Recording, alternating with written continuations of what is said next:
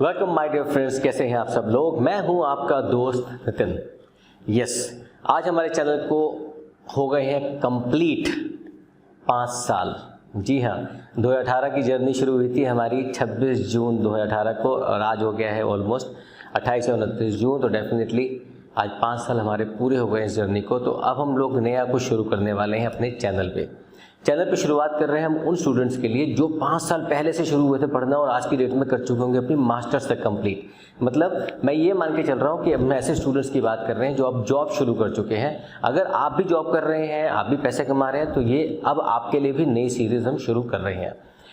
इस सीरीज़ का नाम है फाइनेंशियल प्लानिंग और इसका नाम है पैसे की भाषा। ठीक है, उसका मतलब क्या है, हम लोग बात करने वाले हैं सिर्फ और सिर्फ इन्वेस्टमेंट्स की, सेविंग्स की, फाइनेंशियल प्लानिंग्स की, स्टॉक्स की, म्यूचुअल फंड्स की, डिफरेंट प्लेटफॉर्म्स की जहाँ पे हम पैसा लगा सकते हैं।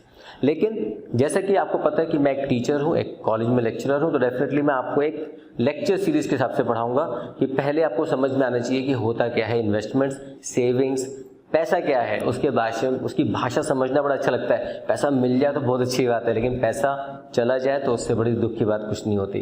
तो आखिर हमें सब चीज़ों को समझना पड़ेगा, डिफरेंट प्लेटफॉर्म्स को, डिफरेंट पोर्टफोलियो को, जैसे टेक्निकल हम बोलते हैं, पोर्टफोलियो को कैसे मैनेज करना है over a period of time. अगर आप एक फ्रेश ग्रेजुएट हैं, आपकी नौकरी चालू हुई है, लेट्स से आपकी इनकम 10,000 रुपये महीने ही है, तो आप कैसे इन्वेस्टमेंट कर सकते हैं। ऐसे बहुत सारे सवाल हैं जो आपके मन में होंगे। आप अपने कमेंट बॉक्स में अपने सवाल डालेंगे कि सर मुझे अपनी फाइनेंशियल प्लानिंग करनी है, मेरे पास इतने पैसे की सैलरी है, मैं कैसे करूं। मैं उस टॉपिक के ऊपर आपके लिए नई वीडियो बना के लाऊंगा। तो आज की शुरुआत जो हम करने वाले हैं, उसको शुरुआत करने से पहले मैं फिर से बोलूँगा, जैसे मैं बोलता हूँ, अगर आपने अभी तक इस चैनल को सब्सक्राइब नहीं किया है तो प्लीज़ कर लो, बेल आइकन दबा दो और दोस्तों को शेयर जरूर करो, क्योंकि इस चैनल पे कुछ भी आपसे पैसे नहीं मांगे जाएंगे किसी भी चीज़ के लिए। ना आपसे इन्वेस्टमेंट कराने के लिए कोई आपको लिंक दिए जाएंगे, ना डीमैट अकाउंट खुलवाने के लिए लिंक दिए जाएंगे, ना ही किसी प्रॉपर्टी, किसी चीज़ का आपको प्रमोशन किया जाएगा। ये सिर्फ और सिर्फ आपकी नॉलेज को एनहांस करने के लिए है, जिससे आज आप जिस लेवल पे आप सेव कर रहे हैं, इन्वेस्टमेंट कर रहे हैं, उससे आगे आप बढ़ पाएँ। ठीक है, तो आज से हम शुरू कर रहे हैं अपनी जर्नी, जिसका नाम है हम फाइनेंशियल प्लानिंग।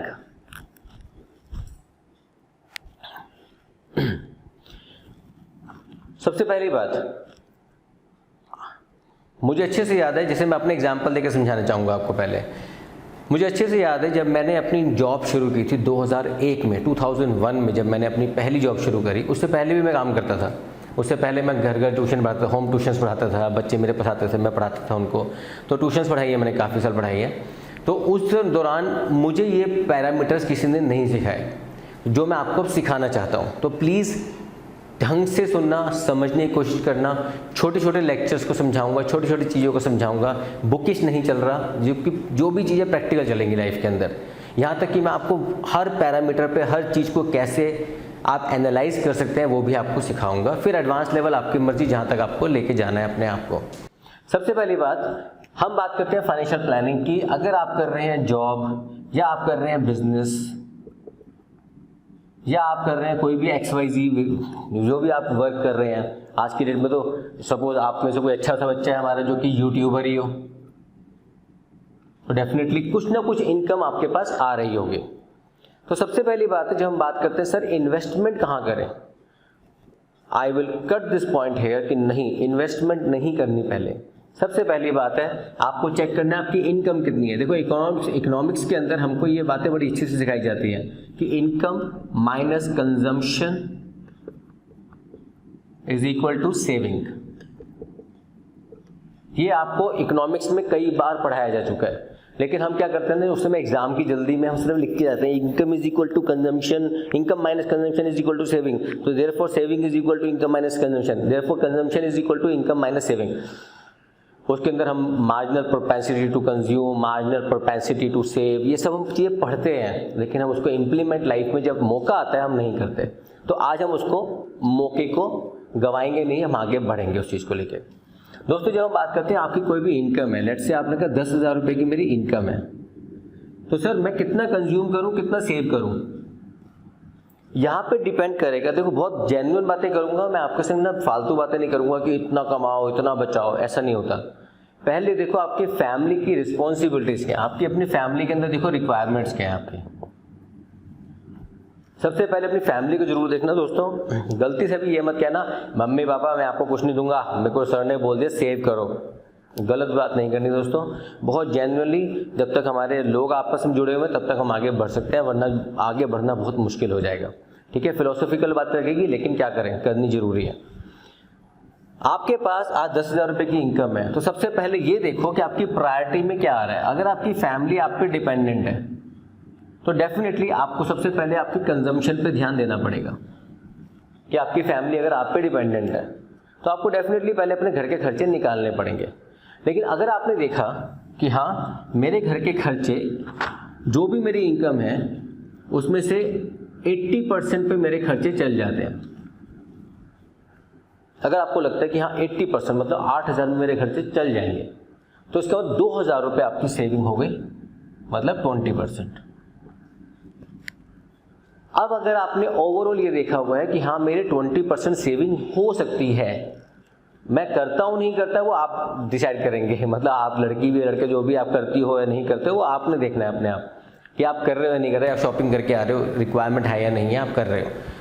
तो आपने क्या करना है, आज से अपनी जो फिलॉसफी है उसको चेंज कर देना है।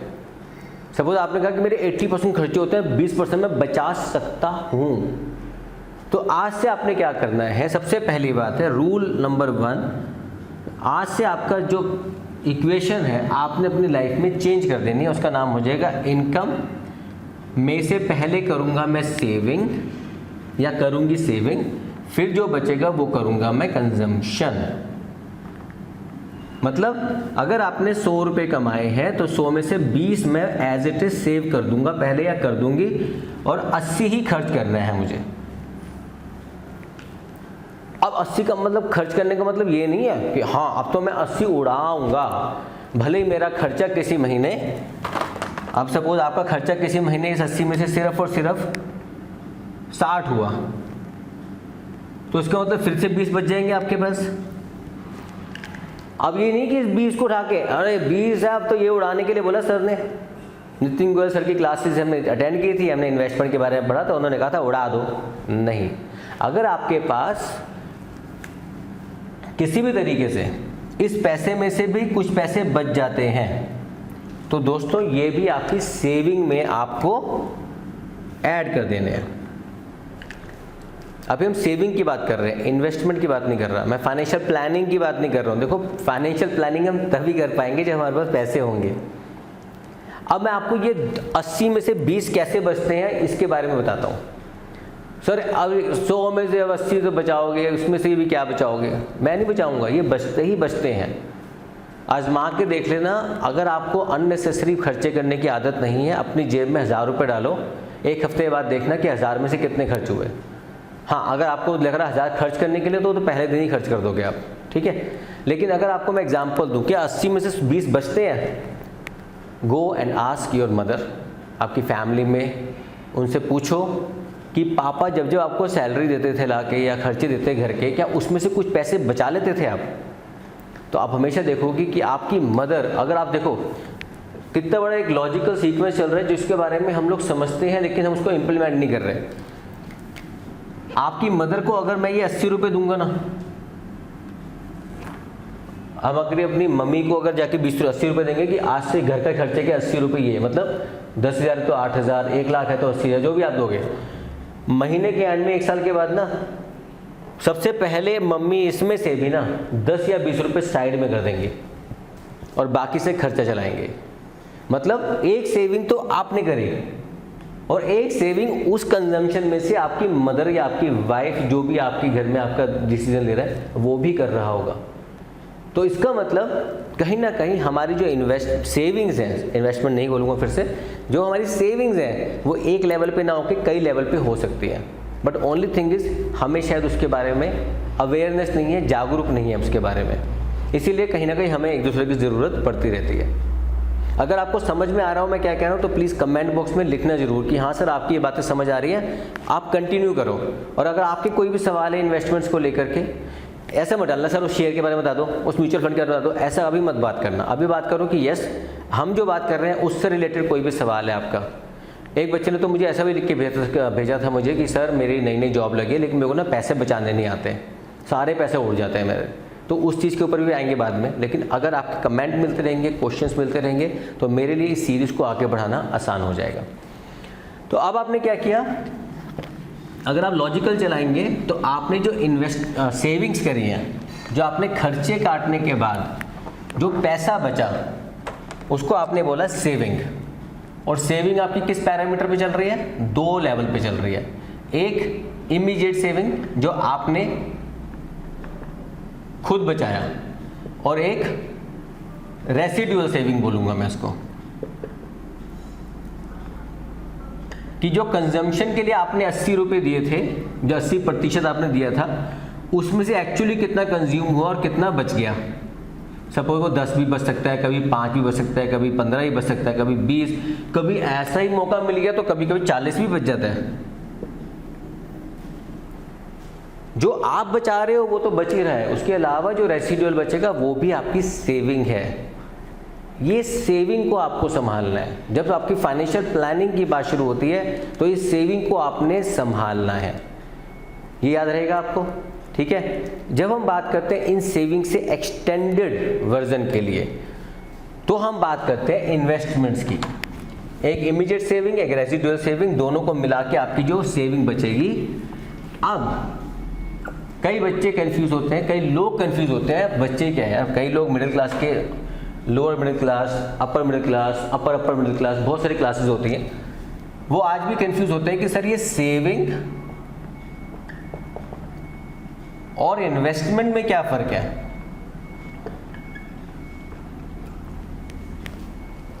देखो सेविंग है, मतलब आपने कहा सर मैंने पहले 20 रुपये बचाए थे, उसी महीने मैंने 10 रुपये एक्स्ट्रा बचा लिए, फिर मैंने 20 रुपये बचाए, उसी महीने 20 रुपये और बच गए, फिर 20 बचाए, उस महीने 40 बच गए एक्स्ट्रा, फिर 20 थे, एक महीने 0 बचे, फिर 20 थे, एक दिन हमारे पास 2 रुपये ही बचे, एक दिन हमें इतना मुश्किल आ गया कि हमने यहाँ भी कुछ नहीं बचाया, यहाँ भी कुछ नहीं बचाया, अगले महीने भी यहाँ कुछ नहीं, यहाँ कुछ नहीं।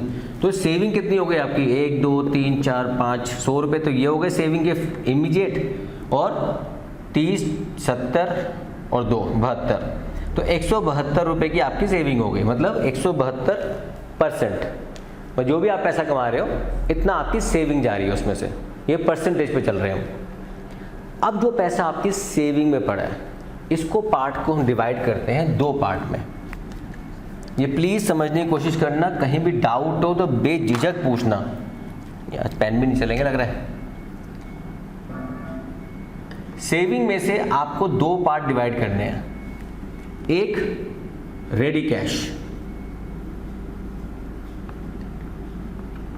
देखो ये सब चीजें ना आपने मैक्रो इकोनॉमिक्स में पढ़ी हुई है, जब आपने रिजर्व बैंक ऑफ इंडिया के बारे में पढ़ा था, या किसी भी सेंट्रल गवर्नमेंट बैंक के बारे में पढ़ते हैं हम, जिसमें आपको होता है CRR, कमर्शियल बैंक को दिया उसने CRR, उसने भी रखा तो CRR, 10 बैंकों के पास गया, 10 बैंकों ने CRR रख दिया उठा के, कैश रिजर्व रेशो। तो जहाँ जहाँ पैसा जा रहा है वहाँ पे रिजर्व रेशो रखी जा रही है। वो उसी तरीके से आपके पैसे जहाँ जहाँ जाएंगे उसमें से कुछ पैसा आप लिक्विडिटी में रखोगे अपने पास, जिसको बोलते हैं हम रेडी कैश, इसको बोलते हैं हम लिक्विडिटी। ये पैसा तो आपके पास होना ही चाहिए हमेशा। अब वो कितना होगा वो बात की बात है, इट कैन बी, अब देखो ना आपके पास 20 रुपये हैं, 30 रुपये हो गए थे, तो 20 है तो कितना रेडी होना चाहिए कि अगर इमरजेंसी आ गई तो कितना पैसा होना चाहिए, तो वो चीज़ें हम लिक्विडिटी को बोलते हैं। फिर जो बच जाता है उसको हम इन्वेस्ट करते हैं। प्लीज़ गलती से भी शुरुआत के जब आपकी शुरुआत की जॉब के दिन होते हैं, जो आपका सेविंग मनी है, आप कई लोग तो बड़े स्मार्ट होते हैं, मैं आऊँगा उसके ऊपर बाद में, लेकिन कुछ बड़े स्मार्ट भी होते हैं, लेकिन जो सेविंग मनी है इमीडिएटली उसको इन्वेस्ट करना शुरू मत करना। सेविंग को सारा इन्वेस्ट करना मत शुरू करना, क्योंकि लिक्विडिटी करंट आ सकता है वरना। तो लिक्विडिटी मेंटेन करने के लिए ज़रूरी क्या है, कुछ टाइम तक कॉर्पस इकट्ठा करो, कुछ पैसा इकट्ठा करो, फिर आप शुरू करो इन्वेस्टमेंट में डालना। इन्वेस्टमेंट कहाँ करेंगे हम बाद में डिस्कशन करते हैं।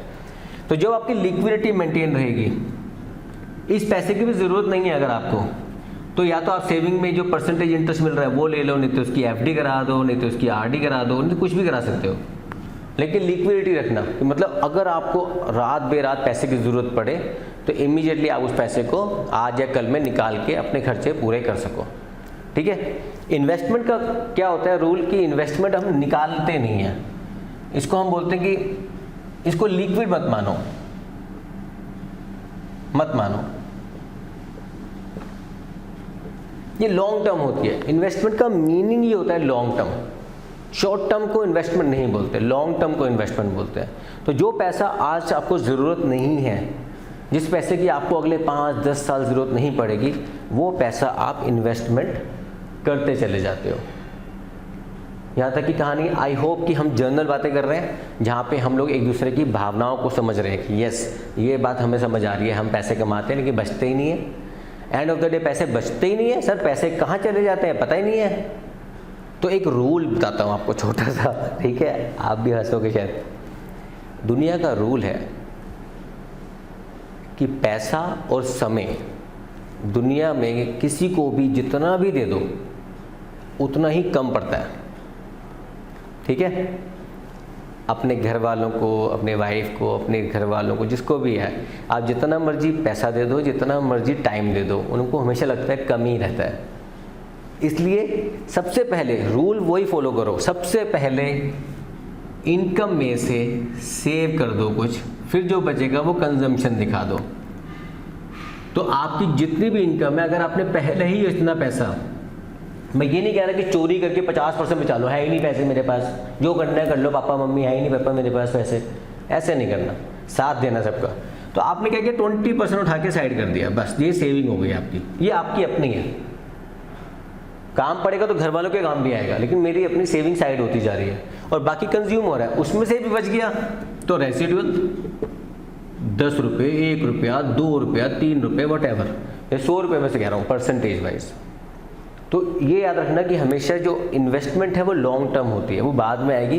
पहले सेविंग को संभालो, पहले अपना पैसा संभालो, उस पैसे को संभालने के बाद फिर डिसीजन लेते हैं हम इन्वेस्टमेंट कहाँ कहाँ कर सकते हैं, ठीक है। तो आज हमने क्या डिस्कशन किया इस लेक्चर में, हमने इस लेक्चर में या इस डिस्कशन में बोलूँगा, लेक्चर नहीं बोलना चाहिए, कि हमने क्या बोला, हमारी इनकम होती है, उसमें से कंजम्पशन होती है, सेविंग होती है। इसको उल्टा कर दो, पहले सेविंग करो फिर कंजम्पशन करो।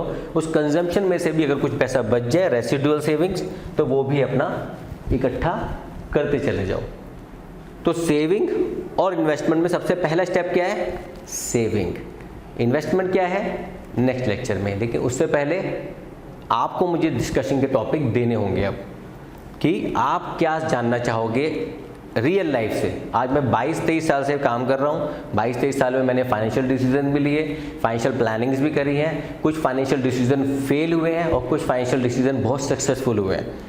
तो उन सबको दिमाग में रखते हुए एज ए टीचर नहीं करूँगा, लेकिन एज ए इन्वेस्टमेंट गाइड आपके लिए अब बन सकता हूँ मैं, कि आपको मैं हेल्प कर सकता हूँ आपको समझने में कि कहाँ पैसा कैसे कैसे लगाना है। हम बहुत ज़्यादा निटी ग्रिटीज में नहीं जाएंगे, सर उसका टैक्स इम्प्लीकेशन बताओ ना, उसका 20% कटेगा तो 20% कटने के बाद जब मैं दूसरा मकान खरीदूंगा तो उसमें 15% कटेगा, उसमें कितना बचेगा। ऐसी बातें ना मिडिल क्लास बंदे को समझ जल्दी से नहीं आती। बहुत ज़्यादा पैसा जब हो जाएगा ना तब उस बारे में बात करेंगे, पहले पैसा बचाना शुरू करेंगे। तो अगर आप जॉब कर रहे हैं, बिजनेस कर रहे हैं, कुछ भी काम कर रहे हैं, इनकम अर्न कर रहे हैं, यूट्यूबर हैं, इन्फ्लुएंसर हैं, कहीं से भी पैसा आता है आपका, तो आप डेफिनेटली पैसे को बचाना शुरू करो। एक मेरा दोस्त हुआ करता है, मतलब एक दोस्त है, मतलब जब कभी कभी मिलता है, बहुत साल हो गए अब तो, और एक्विंटेंस भी कह सकते हो, दोस्त भी कह लो, कुछ भी कहो, 2-3 बार मुलाकात हुई, अच्छे से होती थी। And he is working as an MC मालूम है क्या होता है, जो जॉकी होती हैं, जो एंकरिंग करते हैं, अगर बड़े बड़े इवेंट्स के अंदर आके इधर उधर कलाकारों की आवाज़ें निकालते रहते हैं, ठीक है, शो होस्ट करते हैं। उससे एक दिन मैंने पूछा कि तुम्हारी तो लाइफ बड़ी लिमिटेड होती है, करियर प्रोफेशनल बड़ा लिमिटेड होता है, या तो मूवीज़ में काम मिल जाए तो बात की बात है, वरना कंपनीज में जा के शो करते हो, पैसे लेते हो, शो करते हो, 10,000 कहीं से 20,000, कहीं से 50,000, कहीं से 10-20,000। How do you manage your savings, करता कैसे है। तो उसने कहा कि सर मुझे ना भाई, मुझे ना मेरे पापा ने बता रखा है एक ही चीज़, कि देख तुझे ना अभी घर से टेंशन की ज़रूरत नहीं है, जो कितने अच्छे पापा हैं मम्मी हैं, जो तेरा पैसा अपने पास रख ले, लेकिन तुझे अभी रोटी की टेंशन नहीं लेनी, तुझे रोजी रोटी की टेंशन नहीं लेनी, घर के अंदर खाने पीने की टेंशन नहीं लेनी। तू अगले 5 साल तक तेरा सिर्फ एक ही काम है, जितना पैसा तेरे पास आ रहा है ला और FD कर दे, ला और FD कर दे, ला और FD कर दे। 10,000 लाया FD कर दे, 20,000 लाया FD कर दे, 30,000 लाया FD ला, 50,000 लाया FD कर दे, नहीं लाया तो उसको सोच ही मत, तेरे पास FD पड़ी है। ये भी एक तरीका होता है, मेरे हिसाब से सही है गलत है बात की बात है, लेकिन सेविंग कुछ नहीं करना, जैसे लेवल पे आप काम कर रहे हैं उस हिसाब से आपको पैसे बचाने हैं। तो अब आपके कमेंट्स का इंतजार रहेगा, जितनी जल्दी जल्दी आप कमेंट दोगे उतनी जल्दी जल्दी नए नए टॉपिक बनते चले जाएंगे आपको नया कुछ सिखाने के लिए। ठीक है, तो आज की क्लास, आज का डिस्कशन यहाँ पे ख़त्म। अगले डिस्कशन के लिए फिर मिलेंगे। All the best.